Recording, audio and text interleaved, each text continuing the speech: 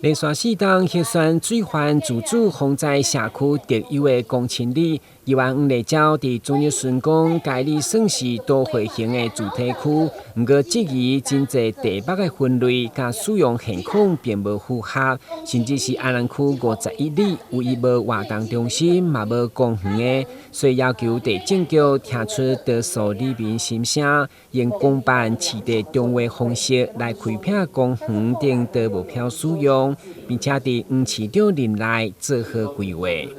连公园都无，连活动中心都无。今天我们就是要透过我们台南市政府，能够这一方面来做一个妥善的改善，能够让它能够都更以后，把这用中划方式来把这徛户、这土地能够明朗的把它归类。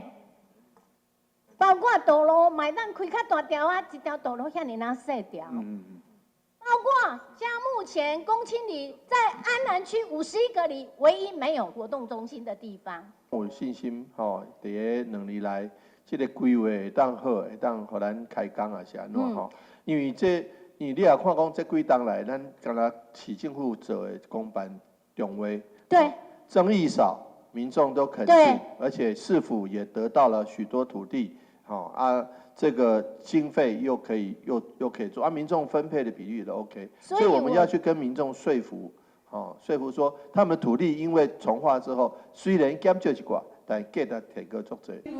对此，地政局长嘛回应，会前往公清里办说明会，只要地方意愿，而且地主甲面积实际过半，得当进行公办中划，避免主办的纠纷，提高土地价值，期待带动多年来无多发展的困境。台南新闻，军籍张硕维采访报道。